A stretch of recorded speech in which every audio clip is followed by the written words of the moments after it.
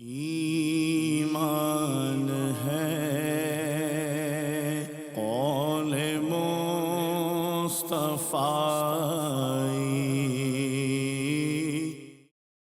الحمد للہ رب العالمین والصلاة والسلام علی سید الانبیاء والمرسلین، اما بعد فاعوذ باللہ من الشیطان الرجیم، بسم اللہ الرحمن الرحیم۔ الصلاة والسلام علیک یا رسول اللہ وعلی آلک واصحابک یا حبیب اللہ۔ الصلاة والسلام علیک یا نبی اللہ وعلی آلک واصحابک یا نور اللہ۔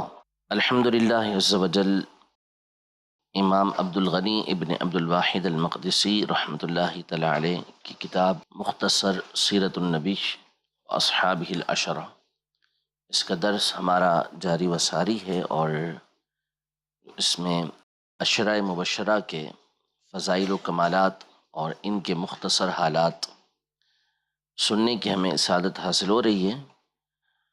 خلفائے راشدین کے حوالے سے گفتگو ہماری ہو چکی پچھلے دروس میں۔ اب آگے جو بقیہ عشرہ مبشرہ میں سے 6 افراد ہیں جن کے لیے نبی پاک صلی اللہ علیہ وسلم نے جنت کی بشارت دی، اور باقی وہ دیگر صحابہ کرام علیہم رضوان سے افضل ہیں، ان کا اب تذکرہ مصنف علیہ رحمہ یہ کر رہے ہیں۔ تو ان سب میں سب سے پہلے جو تذکرہ کیا ہے وہ حضرت سیدنا ابو محمد طلحہ بن عبید اللہ، مشہور و معروف صحابی ہیں طلحہ بن عبید اللہ رضی اللہ تعالی عنہ۔ اول تو ان کا نسب ذکر کیا کہ ابو محمد طلحہ بن عبید اللہ ابن عثمان بن عامر بن عمرو بن کعب بن سعد بن تیم بن مرۃ بن کعب بن لؤی بن غالب یلتقی مع رسول اللہ صلی اللہ علیہ وسلم فی مرۃ بن کعب۔ آپ مسلسل دیکھتے ہوئے آ رہے ہیں کہ چاروں خلفائے راشدین کے نسب میں یہ وہاں تک نسب ذکر کرتے ہیں کہ جہاں جا کر ان کا نسب نبی پاک صلی اللہ علیہ وسلم سے مل جاتا ہے، یعنی پشتے ذکر کرتے چلے جاتے ہیں، جہاں جا کر نبی پاک صلی اللہ علیہ وسلم کے ساتھ ان کا نسب ملتا ہے وہاں جا کے ٹھہر جاتے ہیں۔ تو حضور پاک صلی اللہ علیہ وسلم کے جو آبا و اجداد ہیں، آپ کے جو دادا جان اوپر جا کے آتے ہیں، تو ان میں سے ایک مرہ بن کعب ہے۔ تو حضرت طلحہ بن عبید اللہ کا والد کی طرف سے جو سلسلہ چلتا ہے نسب کا، تو وہ حضرت مرہ بن کعب رضی اللہ تعالیٰ عنہ سے جا کر مل جاتا ہے۔ ویسے تو علماء نے یہ بات بیان کی ہے کہ خلفائے راشدین کے بعد جو باقی عشرہ مبشرہ ہیں وہ علی الاطلاق دیگر صحابہ کرام علیہم رضوان سے افضل ہیں، لیکن کیا ان کا آپس میں کوئی تفاضل ہے؟ ان کا آپس میں کوئی یہ بیان کیا گیا ہے کہ ان میں سے کون کس سے افضل ہے؟ تو بعض نے تو مطلقاً بیان کیا کہ نہیں، یہ 6 کے 6 یکساں ایک درجے کے اندر افضل ہیں، سب کا ان 6 افراد کا درجہ برابر ہے، جبکہ بعض نے ان میں سے بعض کے اوپر فضیلت بیان کی۔ جیسے بعض نے کہا کہ حضرت سیدنا ابو عبیدہ بن الجراح رضی اللہ تعالی عنہ یہ خلفائے راشدین کے بعد باقی عشرہ مبشرہ میں افضل ہیں۔ بعض نے کہا کہ طلحہ بن عبید اللہ رضی اللہ تعالی عنہ، یہی جن کا تذکرہ ابھی ہم سننے لگے ہیں، ان کے بارے میں بیان کیا کہ یہ دیگر کے مقابلے میں افضل ہیں، جبکہ بعض کا یہ کہنا ہے کہ حضرت زبیر بن العوام رضی اللہ تعالی عنہ یہ باقی عشرہ مبشرہ میں دیگر سے افضل ہیں۔ تو مختلف اس میں اقوال ہیں، صحیح یہ ہے کہ یہ 6 کے 6 ایک ہی درجے کے اندر، ایک ہی طبقے کے اندر موجود ہیں، سب جو ہے وہ عشرہ مبشرہ میں سے خلفائے راشدین کے بعد یہ 6 افراد سب سے افضل ہیں۔ تو اب یہاں پر کچھ باتیں جو مصنف ہیں، صاحب کتاب ہیں، انہوں نے ذکر کی ہیں۔ والد کا نسب ذکر کرنے کے بعد والدہ کا نسب ذکر کرتے ہیں، فرماتے ہیں وَأُمُّهُ الصَّعْبَةُ بنت الحضرمی اخت العلاء بن الحضرمی واسم الحضرمی عبد اللہ بن عباد بن اکبر بن عوف بن مالک بن عویف بن خزرج بن ایاد بن صدق اسلمت امہ وتوفیت مسلمتا، یعنی ان کی جو والدہ تھی ان کا نام الصعبہ تھا، اور پھر ان کا نسب ذکر کیا ہے، اور والدہ کی خصوصیت اور فضیلت بیان کی کہ یہ اسلام لے آئی تھیں اور اسلام ہی کی حالت میں دنیا سے گئیں۔ تو اسلام لے آئیں تو اس کا واضح مطلب کیا ہوا کہ نبی پاک صلی اللہ تعالیٰ علیہ وآلہ وسلم کی صحابیاں بن گئیں۔ تو یہ شرف ان کو حاصل ہوا کہ ان کی والدہ بھی صحابیہ تھیں، ٹھیک ہے۔ حضرت سیدنا طلحہ بن عبید اللہ رضی اللہ تعالیٰ عنہ، ان کے ویسے تو بہت سارے فضائل ہیں، بہت ساری ان کی برکتیں بیان کی گئی ہیں۔ نبی پاک صلی اللہ علیہ وسلم نے جنت کے حوالے سے ان کے بارے میں فضیلتیں بیان کی، جیسے ایک تو یہی فضیلت کہ ان کے بارے میں فرمائے کہ طلحہ فی الجنہ، طلحہ یہ جنت کے اندر ہیں۔ دوسرا، حضرت طلحہ بن عبید اللہ کے حوالے سے یہ آگے ذکر کر رہے ہیں کہ جنگ بدر میں یہ شریک نہیں ہو سکے تھے۔ نبی پاک صلی اللہ تعالیٰ علیہ وآلہ وسلم کی طرف سے کسی جگہ پر گئے ہوئے تھے یا ملک شام میں تجارت کے لیے گئے ہوئے تھے، اور پیچھے یہ جنگ بدر ہو گئی تو یہ شریک نہ ہو سکے، لیکن اس کا ان کو بڑا قلق رہتا تھا۔ حالانکہ نبی پاک صلی اللہ تعالیٰ علیہ وآلہ وسلم نے ان کو بدری صحابہ کے اندر شمار کیا تھا، جس طرح حضرت عثمان غنی رضی اللہ تعالیٰ عنہ کو ان کے عذر کی وجہ سے مدینہ منورہ میں رہنے کی وجہ سے کہ ان کی اہلیہ یہ بیمار تھیں تو ان کو بدری صحابہ میں شمار کیا اور ان کو بدر میں سے حصہ بھی دیا۔ تو اسی طرح حضرت طلحہ کو بھی نبی پاک صلی اللہ تعالیٰ علیہ وآلہ وسلم نے جو جنگ بدر کا مال غنیمت تھا اس میں سے حصہ عطا فرمایا، یہ بھی بدری صحابہ میں شمار ہوئے۔ لیکن ان کو یہ رہتا تھا کہ مجھے جنگ بدر میں نبی پاک صلی اللہ تعالیٰ علیہ وآلہ وسلم پر جان نثاری کرنے کا، اپنی جان واری کرنے کا موقع نہیں ملا۔ وہ کہا کرتے تھے کہ کبھی موقع ملا تو میں ثابت کر دوں گا، اس طرح ان کے الفاظ ہوتے تھے۔ تو جنگ احد کے اندر انہوں نے اپنی اس بات کو پوری طرح سے ثابت کیا کہ نبی پاک صلی اللہ تعالیٰ علیہ وآلہ وسلم پر احد کے میدان میں، جیسا کہ آپ جانتے ہیں کہ سخت ترین حملہ ہوا تھا اور آپ صلی اللہ تعالیٰ علیہ وآلہ وسلم اس میں زخمی بھی ہوئے تھے، زخم بھی آئے تھے آپ علیہ الصلوۃ والسلام کو۔ اس وقت نبی پاک صلی اللہ تعالیٰ علیہ وآلہ وسلم نے 2 زریں پہنی ہوئی تھیں، یعنی جو لوہے کا لباس ہوتا ہے جنگ کی حالت میں، بالخصوص جو سردار ہوتے ہیں ان کو پہنائے جاتے ہیں، کیونکہ ان کی حفاظت سب سے مقدم ہوتی ہے جنگ کے اندر، کہ جو لشکر کا سالار ہے وہ جب تک محفوظ ہوتا ہے تو اس میں جنگ کا پلڑا زیادہ بھاری رہتا ہے ایک طرف والے کا۔ ظاہر یہاں نبی پاک صلی اللہ علیہ وسلم کی ذات گرامی تھی تو اس کا اہتمام کیا گیا، آپ علیہ الصلوۃ والسلام کو 2 زریں پہنائی گئی تھیں تو وہ بھاری تھیں۔ تو جب یہ حملہ ہوا اور آپ علیہ الصلوۃ والسلام نے ایک چٹان کے اوپر چڑھنے کا ارادہ کیا تو اس زروں کی وجہ سے اوپر نہیں چڑھ پائے، تو حضرت طلحہ رضی اللہ تعالیٰ عنہ نیچے بیٹھ گئے، نبی پاک صلی اللہ علیہ وسلم کے کندھے پہ سوار ہو کے اس چٹان کے اوپر چڑھے۔ پھر اس کے بعد نبی پاک صلی اللہ علیہ وسلم کا دفاع کرنے کا ان کو موقع ملا، سعادت حاصل ہوئی، اور انہوں نے نبی پاک صلی اللہ علیہ وسلم کے دفاع کے لیے اپنے جسم پر 70 سے زیادہ تیر کھائے تھے، یعنی نشانات ان کو لگے تھے تیر کے، زخموں کے مختلف قسم کے، اور ان کی انگلیاں تک اس میں کٹ گئی تھیں، اور اس قدر نبی پاک صلی اللہ علیہ وسلم کے گرد انہوں نے تلوار چلائی تھی کہ ان کا ایک ہاتھ شل ہو گیا تھا، یعنی جس کو فالش گرنا کہتے ہیں نا، بالکل مفلوج ہو جائے ہاتھ، ایسا ہو گیا تھا ان کا ہاتھ۔ نبی پاک صلی اللہ تعالیٰ علیہ وسلم نے اس وقت ان کے لیے یہ فضیلت بیان کی کہ اوجب طلحہ، طلحہ نے اپنے لیے جنت کو واجب کر لیا ہے، ٹھیک ہے۔ تو ان کی تعریف کی گئی اور ان کے لیے فضائل بیان کیے گئے۔ میں نے پیچھے بھی عرض کیا تھا کہ ان تمام صحابہ کرام علیہم رضوان کے ویسے تو بہت سارے فضائل ہوتے ہیں، بہت سارے کمالات ہوتے ہیں، لیکن کچھ فضیلتیں ایسی ہوتی ہیں کہ جس میں یہ خاص ہوتے ہیں دوسروں کے مقابلے میں، جیسے حضرت ابوبکر صدیق رضی اللہ تعالیٰ عنہ کی جو جان نثاری تھی نبی پاک صلی اللہ تعالیٰ علیہ وسلم کے لیے، آپ کا صدق، آپ کی امانت، نبی پاک صلی اللہ تعالیٰ علیہ وسلم پر واری جانا، نبی پاک صلی اللہ علیہ وسلم پر خرچ کرنا، حضرت عمر رضی اللہ تعالیٰ عنہ کی عدالت، فہم، سمجھ، حضرت عثمان غنی رضی اللہ تعالیٰ عنہ کی حیا، ان کی سخاوت، مولا کائنات مولا مشکل کشا رضی اللہ تعالیٰ عنہ کی شجاعت، ان کا علم، حالانکہ اور خصوصیات بھی تھیں لیکن چند خصوصیات کے ساتھ یہ مشہور ہوتے ہیں. تو حضرت طلحہ رضی اللہ تعالی عنہ کی جو خصوصیت، ایک تو یہی آپ کی بہادری، اور دوسرا آپ کی سخاوت تھی. اللہ نے آپ کو بہت مال عطا کیا تھا، لیکن جب بعض اوقات بہت زیادہ مال آتا تو آپ پریشان ہو جاتے تھے.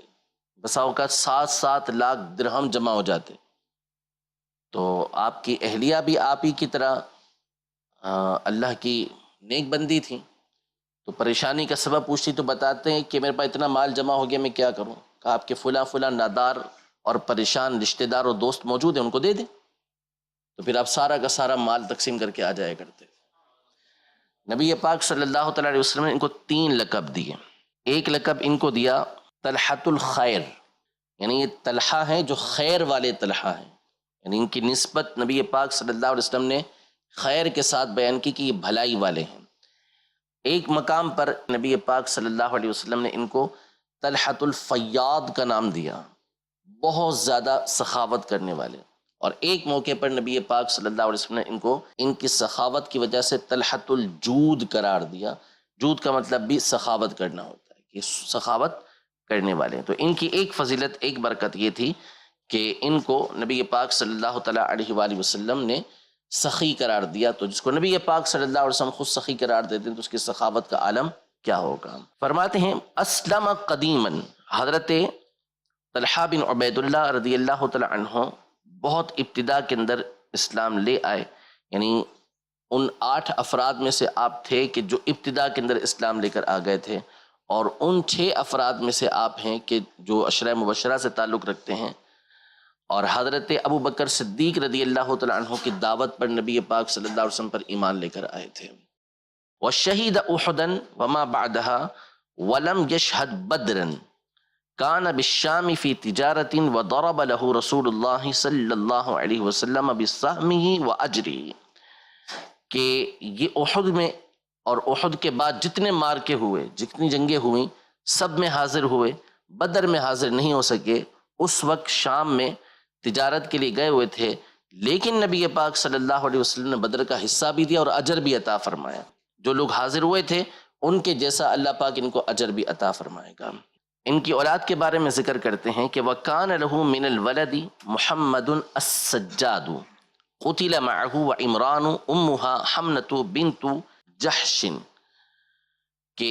ان کے ایک بیٹے ہیں. ویسے تو ان کے بھی ایک بیٹوں کی ایک فضیلت آ رہی ہے، خصوصیت آ رہی ہے. ایک بیٹے ان کے جو سب سے بڑے تھے جن کا نام تھا محمد، اور یہ وہ بابرکت ہستی ہیں کہ جب ان کی پیدائش ہوئی تو ان کے والد یعنی حضرت طلحہ رضی اللہ تعالیٰ عنہ ان کو اٹھا کر نبی پاک صلی اللہ علیہ وسلم کی بارگاہ میں لے گئے. اور تو نبی پاک صلی اللہ تعالیٰ علیہ وآلہ وسلم نے ان کے سر پر ہاتھ پھیرا اور ان کا نام نبی پاک صلی اللہ علیہ وسلم نے محمد رکھا. ان کو السجاد کہا جاتا تھا. سجاد کا مطلب بہت زیادہ سجدے کرنے والا، بہت زیادہ سجدے کرنے والا. اب یہ عبادت کثرت کے ساتھ کرتے تھے. تو تھے بھی صحابی، اگرچہ کہ کم سن صحابی تھے، بہت چھوٹی عمر میں نبی پاک صلی اللہ علیہ وسلم کی بارگاہ میں حاضر کیے گئے. تو حافظ ابن اسیر رحمۃ اللہ تعالی علیہ کے حوالے سے علامہ قطب الدین حلبی رحمۃ اللہ تعالی علیہ نے یہ لکھا کہ ان کی عبادت کی جو کثرت تھی، پھر نبی پاک صلی اللہ تعالی علیہ وآلہ وسلم کی ان پر جو شفقت و مہربانی ہوئی کہ ہاتھ ان کے سر پر پھیرا. تو لکھتے ہیں وَكَانَ أَصْحَابُ رسول اللہ صلی اللہ علیہ وسلم يَتَبَرَّكُونَ بِالدُّعَائِهِ وَبِهِ، یعنی نبی پاک صلی اللہ تعالی علیہ وآلہ وسلم کے صحابہ ان کی دعا اور ان کی ذات سے برکت حاصل کیا کرتے تھے، کہ ان کی عبادت کی کثرت ایسی تھی. وَهُوَ أَوَّلُ مَنْ لُقِّبَ بِالسَّجَّادِ وَقُتِلَ مَعَ أَبِيهِ يَوْمَ الْجَمَلِ، آپ سب سے پہلی ہستی ہیں کہ جن کو سجاد کا لقب دیا گیا. نام محمد تھا، لقب سجاد کا دیا گیا. جیسا کہ سیدنا امام زین العابدین رضی اللہ تعالی عنہ ان کو بھی سجاد کہا جاتا تھا. وجہ بکثرت سجدے کرنا، بکثرت عبادت کرنا. آگے لکھتے ہیں وہ موسیٰ بن طلحہ أمه خولة بنت القعقاع بن معبد بن زرارة ويعقوب وإسماعيل وإسحاق وأمهم أم أبان بنت عتبة بن ربيعة وزكريا وعائشة أمهما أم كلثوم بنت أبي بكر الصديق رضي الله تعالى عنهم وعيسى ويحيى أمهما سعدة بنت عوف المرية وأم إسحاق بنت طلحة أمها أم الحارث بنت قسامة ابن حنظلة الطائية. یعنی ان کے مزید اولاد کا یہاں پر ذکر کیا. نام دیکھیں اولاد کے کیسے کیسے ہیں: موسیٰ، یعقوب، اسماعیل، اسحاق، زکریا، عیسیٰ،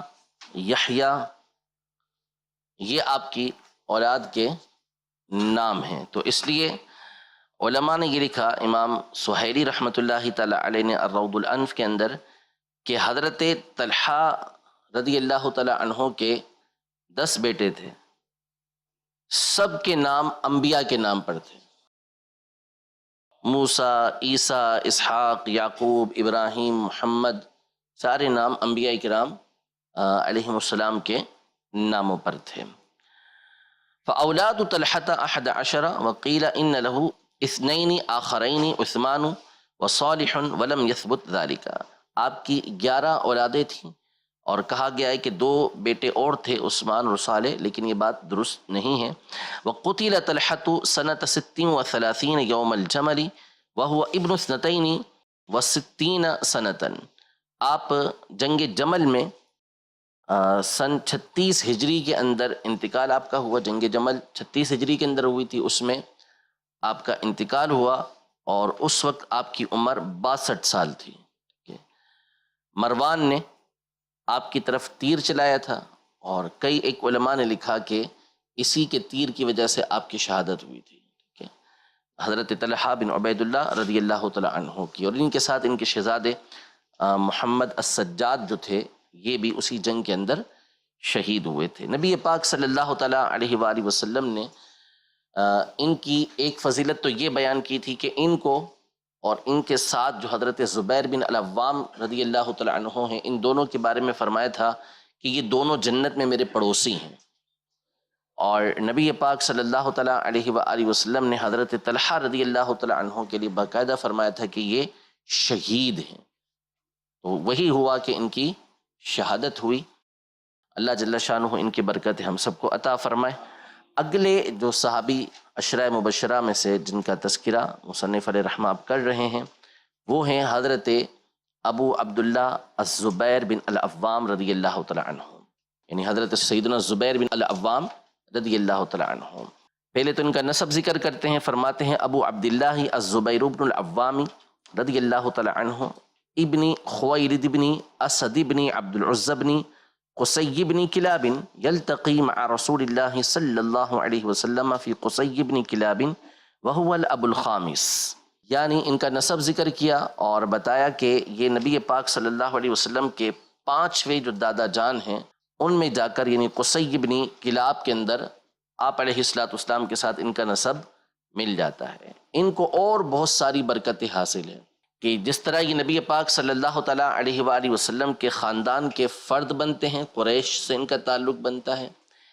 اسی طرح ان کا ایک رشتہ نبی پاک صلی اللہ تعالیٰ علیہ وآلہ وسلم سے یہ تھا کہ یہ نبی پاک صلی اللہ تعالیٰ علیہ وسلم کے ہم زلف تھے، کہ نبی پاک صلی اللہ تعالیٰ علیہ وآلہ وسلم کے عقد نکاح کے اندر سیدہ ام المومنین حضرت عائشہ رضی اللہ تعالیٰ عنہا تھی، اور حضرت عائشہ رضی اللہ تعالیٰ عنہا کی جو بہن تھی حضرت اسما رضی اللہ تعالیٰ عنہا، یہ ان کی اہلیہ تھی. تو نبی پاک صلی اللہ تعالیٰ علیہ وآلہ وسلم کے اس اعتبار سے یہ ہم زلف بنتے ہیں.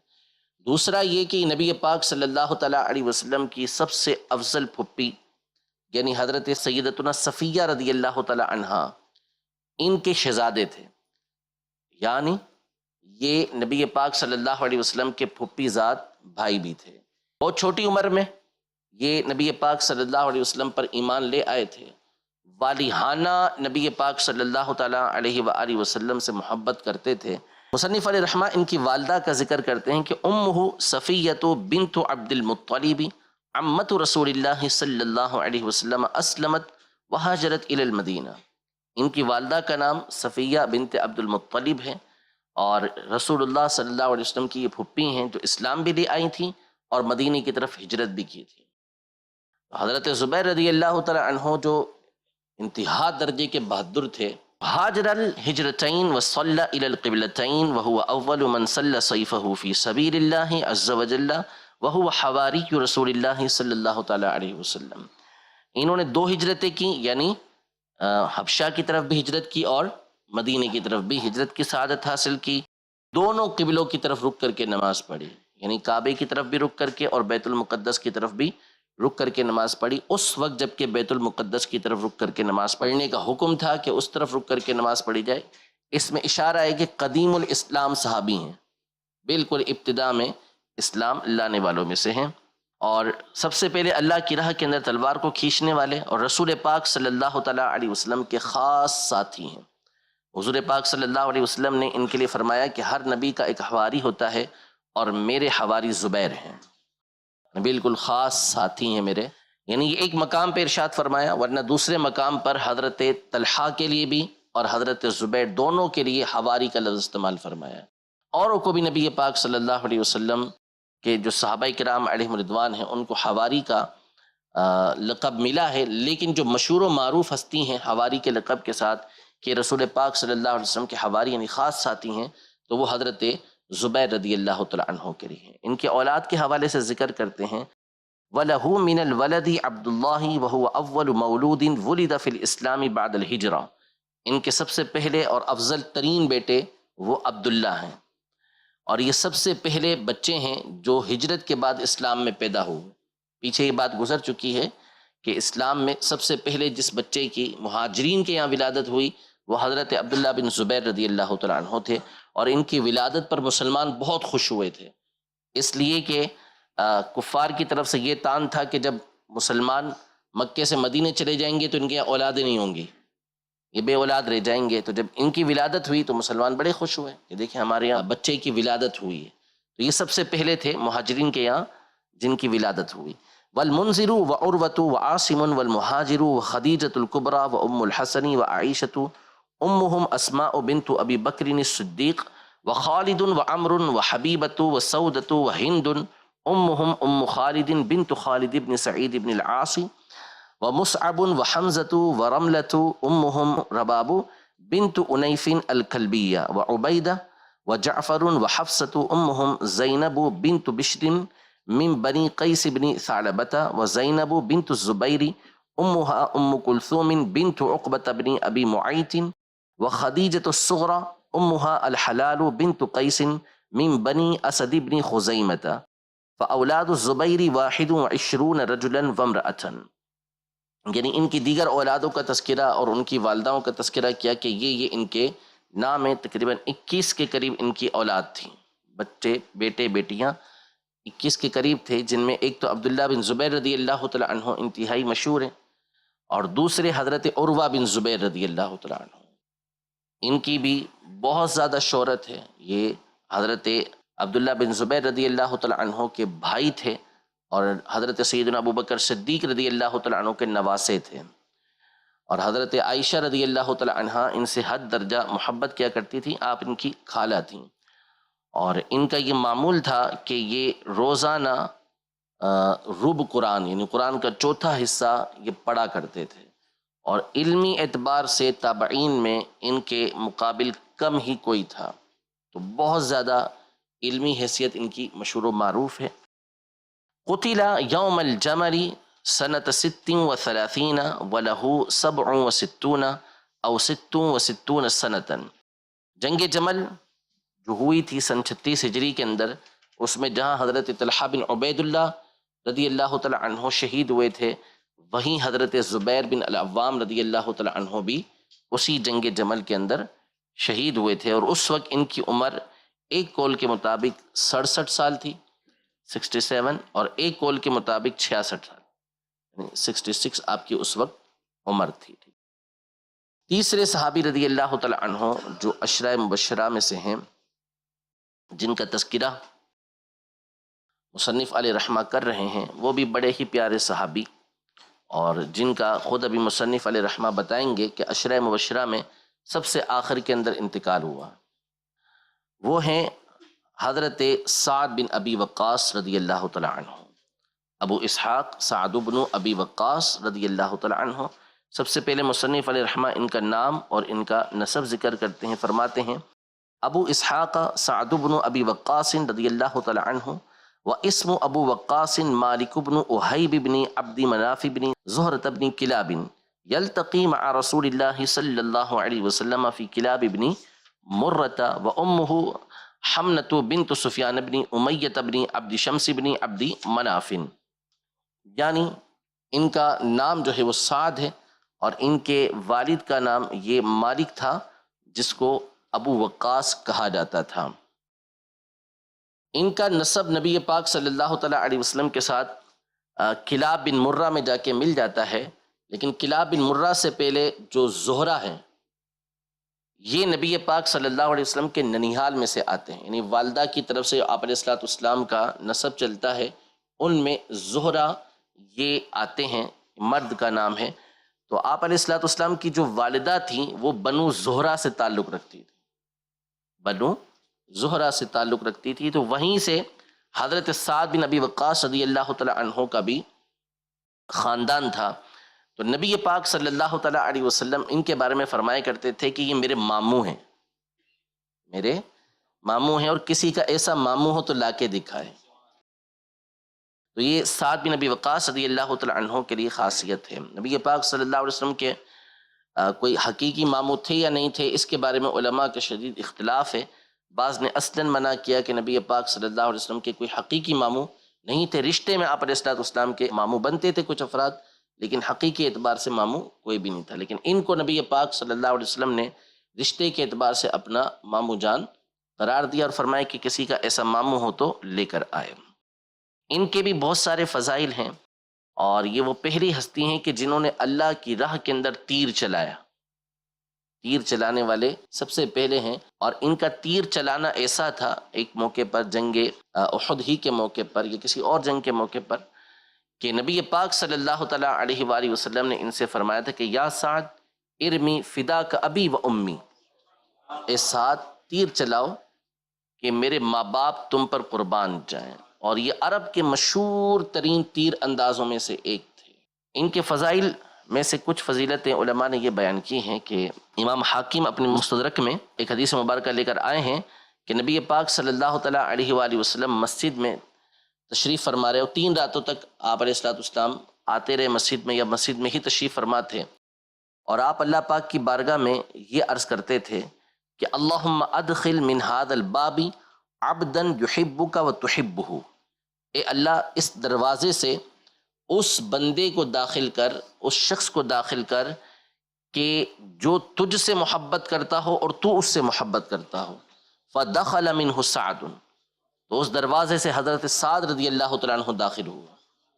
تو یہ اللہ کے محبوب اور یہ اللہ سے محبت کرنے والے تھے، اور ان کی ایک شان یہ تھی کہ نبی پاک صلی اللہ تعالیٰ علیہ وآلہ وسلم نے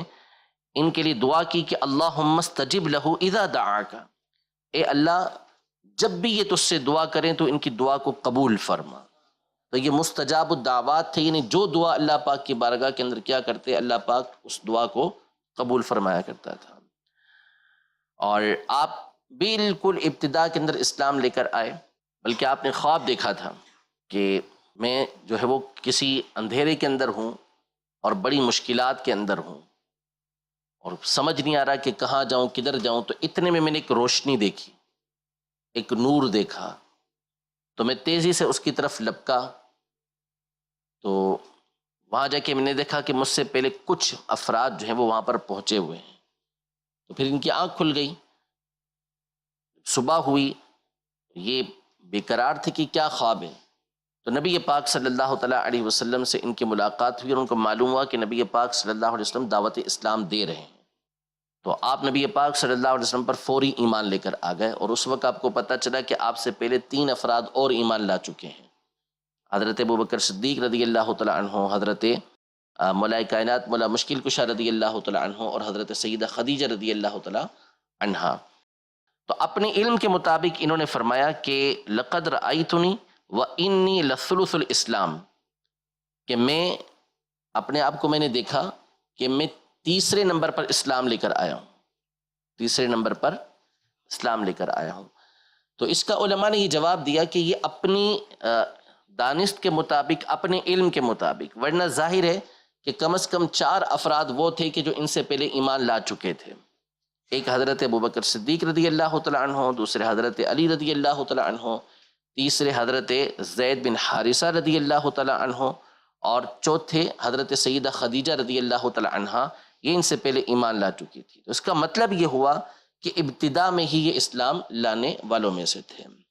آگے بیان کرتے ہیں کہ ان کی والدہ کا نام حمنہ بنت سفیان بن امیہ بن عبد شمس بن عبد مناف ہے، یہ کافرہ تھی۔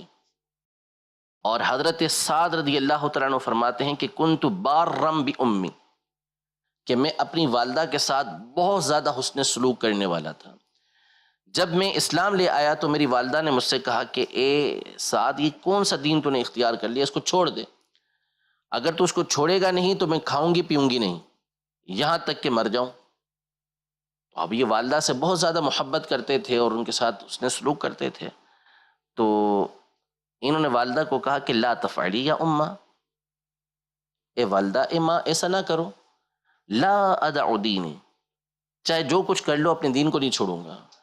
تو ایک دن ایک رات پورا اسی طرح گزرا، تو والدہ پھر پریشان ہو گئیں۔ صبح ہوئی، آپ نے کہا کہ اگر 1000 جانیں بھی ہوں گی اور ایک ایک کر کے ساری کی ساری نکلتی رہیں گی کہ ما ترکت دینی ھذا، میں اپنے اس دین کو کسی صورت نہیں چھوڑوں گا، ٹھیک ہے۔ تو جب ماں نے یہ دیکھا کہ یہ تو کسی صورت دین کو چھوڑے گا ہی نہیں، تو پھر اس نے کھا پی لیا۔ اس پر قرآن مجید فرقان حمید کی یہ آیت نازل ہوئی کہ وَإِن جَاهَدَاكَ عَلَىٰ أَن تُشْرِكَ بِي مَا لَيْسَ لَكَ بِهِ عِلْمٌ فَلَا تُطِعْهُمَا،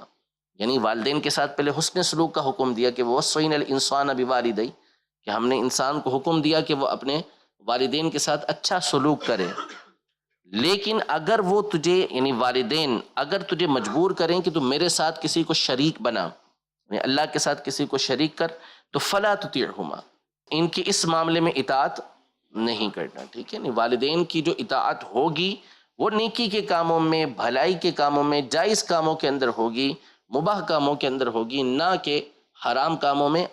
چہ جائے کہ شرک کے اندر جو ہے وہ ان کی اطاعت و فرما برداری کی جائے۔ آگے فرماتے ہیں اسلم قدیما وکان یقول لقد رأیتنی وانی لثلث الاسلام وشہد بدرا والمشاہد کلہا مع رسول اللہ صلی اللہ علیہ وسلم، آپ نبی پاک صلی اللہ علیہ وسلم کے ساتھ بدر اور تمام کے تمام غزوات میں شریک ہوئے۔ وہو اول من رما بسہم فی سبیل اللہ، کہ آپ سب سے پہلے تھے کہ جنہوں نے اللہ پاک کی راہ کے اندر تیر چلایا۔ وکان ربیہ ذالک فی جیش فیہم ابو سفیان لقوہم بالصدر رابغ فی اول سنۃ قدیم رسول اللہ صلی اللہ علیہ وسلم المدینۃ، آپ کا جو تیر چلانا تھا یہ اس لشکر کی طرف تھا کہ جس میں ابو سفیان موجود تھے، یعنی حضرت ابو سفیان رضی اللہ تعالی عنہ جس وقت ایمان لے کر نہیں آئے تھے تو کفار کے سردار تھے، پیشوا تھے، تو ایک لشکر لے کے، ایک قافلہ لے کے وہ جا رہے تھے،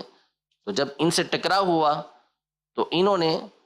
سب سے پہلے ان کے قافلے کے اوپر تیر چلایا۔ جب جھگڑا ہوا تو جھگڑے ہونے کی صورت میں سب سے پہلا تیر حضرت سعد بن ابی وقاص رضی اللہ تعالیٰ عنہ نے چلایا، تو یہ سب سے پہلے تھے جن کو اللہ کی راہ کے اندر تیر چلانے کی سعادت حاصل ہوئی۔ وَلَهُ مِنَ الْوَلَدِ مُحَمَّدٌ، ان کی اولاد میں سے ایک کا نام محمد تھا، وَعُمَرُ دوسرے کا نام عمر تھا، عمر بن سعد جو مشہور ہے کربلا کے لشکر کے حوالے سے، کہ جو لشکر کا امیر تھا، جس لشکر نے کربلا والوں پر حملہ کیا تھا اور کربلا کے اندر جو خونی داستان ہوئی تھی اور جو کربلا والوں کے ساتھ ظلم و ستم ہوا تھا، اس لشکر کا جو سردار تھا یہی عمر تھا، ٹھیک ہے، عمر بن سعد صحابی نہیں ہے، تابعین میں سے بھی وہ نہیں کہ جو تابعین بالاحسان ہوں، جن کی تعریف قرآن کے اندر آئی ہے۔ وعامر ومصعب روی عنہم الحدیث وعمیر وصالح وعائشۃ بنو سعد، یہ سب آپ کی اولاد ہیں جن کے نام یہاں پہ ذکر کیے۔ مات بقصره فی العقیق علی 10 امیال من المدینہ، آپ عقیق کے مقام پر جو مدینہ منورہ سے 10 میل کے فاصلے پر ہے، وہاں اپنے گھر کے اندر آپ کا انتقال ہوا۔ حضرت عثمان غنی رضی اللہ تعالی عنہ کی جب شہادت ہوئی تھی تو اس کے بعد یہ مدینہ منورہ سے اس مقام پر چلے گئے تھے۔ یہ بالکل تنہا رہا کرتے تھے، فتنوں سے جھگڑوں سے دور رہتے تھے۔ تو اسی مقام پر مدینہ منورہ سے 10 میل کے فاصلے پر جو ان کا مقام تھا، وہاں ان کا وصال ہوا۔ وحمل على رقاب الرجال الى المدینة سنة 55 وهو ابن 70 فكان آخر العشرة وفاتا، یعنی 10 میل کا فاصلہ تھا،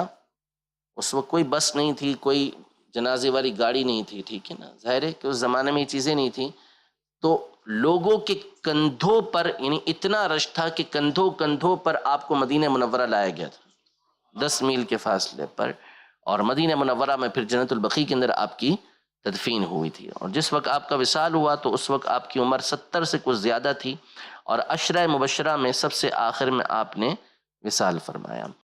الحمدللہ یہ 3 صحابہ کرام علیہم رضوان کا تذکرہ کرنے کی ہمیں سعادت حاصل ہوئی۔ انشاءاللہ تبارک و تعالی مزید جو 3 صحابہ کرام علیہم رضوان ہیں ان کا تذکرہ